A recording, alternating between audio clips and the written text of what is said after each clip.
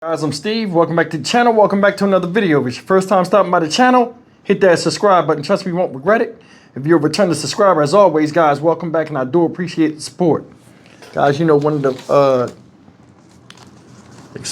I don't want to say expressions. It's a term I use. Is show them the flowers, meaning get them up out of here. Look at the daisies and give them hamburger helper out the back of their head. A lot of the stories I talk about, in my opinion, a lot of people need to go. This is one such story. And this story right here is out of Chicago, Illinois. Shout out Chicago. And this broke about a couple hours ago. And it's about a man and woman that are business owners of a Mexican restaurant. They were opening the store early in the morning, husband and wife, when some dudes jumped out the car, ran up on them, kidnapped them, and made them go to multiple ATMs. And that's not the only thing they did. But I mean, it's nothing nowadays for people to just run up on you and make you a target because they feel as though you got something that they want, or they'll just roll the dice and beat you up and try to intimidate you or scare you so bad that you give them something that if they feel as though you're lying to them. It's crazy. Citizens are out here doing all they can do to survive with the economy and other things like that. And all of the constant pulls from advertisements and everything else. People telling you how you should think and all this. Listen.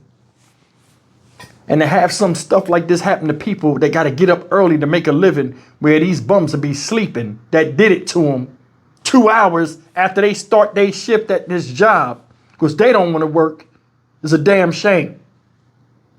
Take a look at this. When we clean this thing up, a lot of people got to go. And I'm dead serious.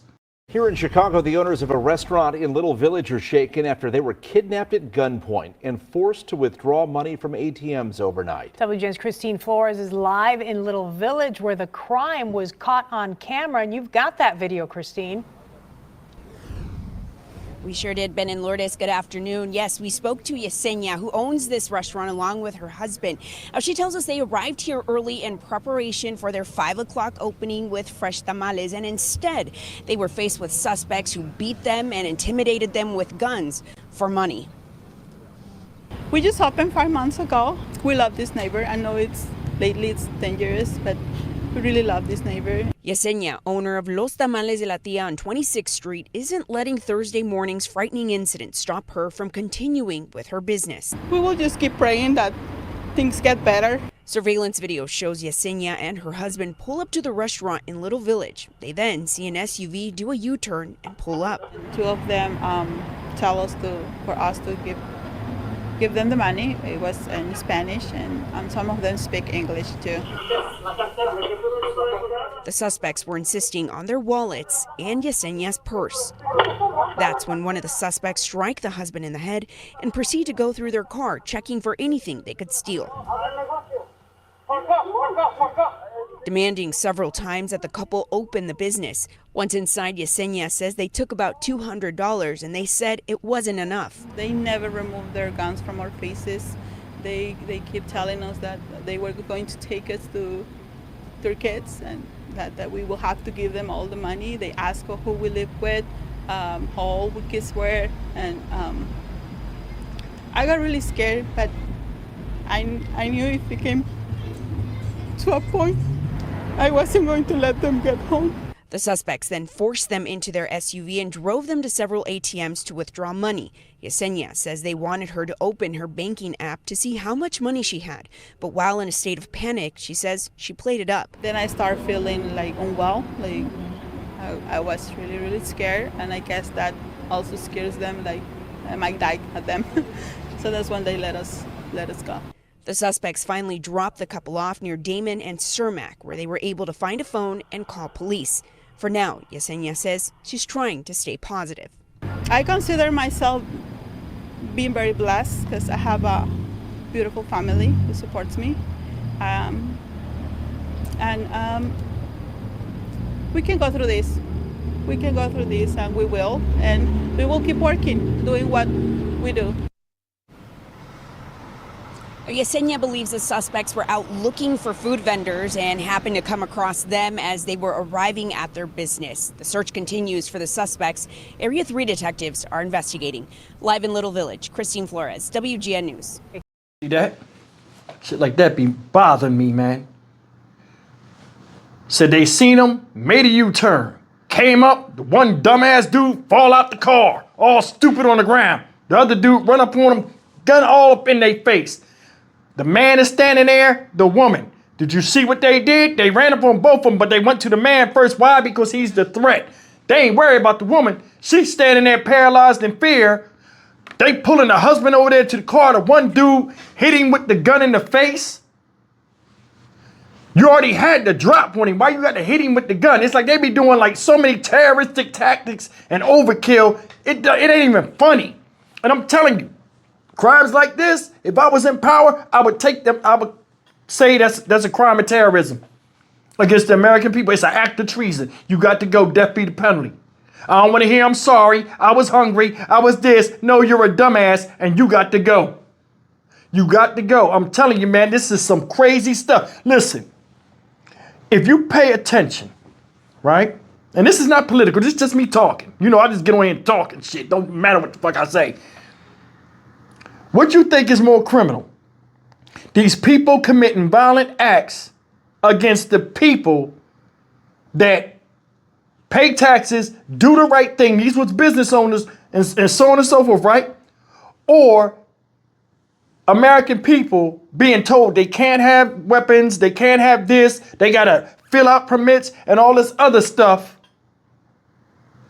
and can't defend themselves against violent crimes. I think if a violent crime like that happened to you, you should automatically be able to go get you something to make sure it don't happen again.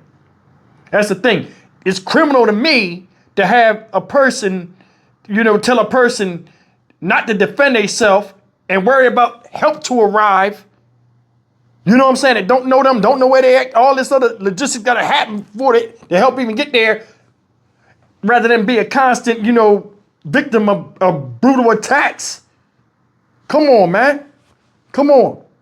I've had guns in my face more times than I can count. That's not a good feeling. They're minding their business. Go in the store. They go up in the store. They already hit the man in the head, went through his car, take him in the store and her, leave about the store, make them get in the car with them. Do you know how terrifying each one of them events is? And even if they get caught, they'll lock them up. They won't get life for something like this. They'll just lock them up for a long time. No. What's the fear in that? They're around a lot of people that they know. Listen, when I went to jail, right? I never hung with people that did crazy stuff. So when I was in jail, I didn't know nobody. And I would pray I didn't know nobody. Because what happens is when you know people from the street and you know they got some funniness with you, that funniness translate in jail and then they get in trouble. They want you to come help them. You know what I'm saying? And they make you an enemy because somebody know that you was associated with this person. That's why when you go to jail, if you ever go to jail, God forbid, you want to go by yourself. It's all right. You'll be all right. You know how to move. You'll be okay. But these assholes will go to jail. Why? Because they've been before. That's why you think they got to do this crime. It's nothing. They know how to evade the police and all this other stuff. And when they do go to jail, it's somebody they always know. It's crazy. You take somebody's life, you still keep your life. You just in jail, but you still get to live. And one thing human beings are good at, regardless of if they are content or not content, is complacent, being complacent. You'll get used to being in there. Oh, I know I ain't coming home. I know I ain't going home, so ain't no worry, ain't no stress, ain't all this other thing normal people think people go through in jail. They don't have it. The most stressful part of jail is before you have your time. Once you know how many years you're going to get, and you ain't got to deal with the rigmarole with the justice system, and all you got to do is wait to get shipped to prison and do your time, it's easy sailing. This type of behavior, you need to take them right out of here. Once you find out with proof that they are the people, you snatch them up off the street and they're never seen again. Never seen again. There's so many different people with different ideas of love and peace and do this and do that, second and third and 40th and 50th chances. It makes no sense. Said they got up the car speaking Spanish, right?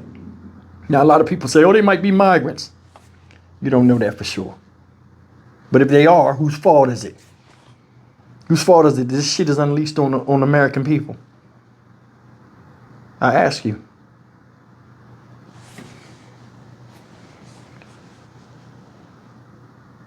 The woman was on TV.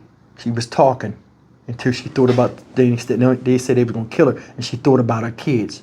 Now she got to relive that horror in her head, and she started breaking down on TV. What did she say? I'm still going to do this job. Why? Because that's all she got. That's all they got. They got mouths to feed.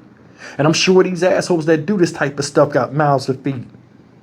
But they don't think like grown-ups. They think selfishly. Yeah, they might have kids, but they ain't doing the right thing and setting the right example. They out there running the street like little boys, preying on people that are trying to make a difference in the community and all these other places. These people had a Mexican restaurant. Them people are up like people that make donuts. Them donut shops. 3, 4 in the morning. They got to get up. They got to marinate meat. They got to slow cook meat. They got to get ready by 11 o'clock. They upheld the whole thing. Running them people around. You think when they let them out the car and they left with that money, the people in the car was happy that they victimized another human being while that man was in there consoling his wife. Both of them shaking like a leaf. Head busted. Because he got hit with the gun. That shit wrong, man. That shit wrong. And it's being committed by people that should know better at their age.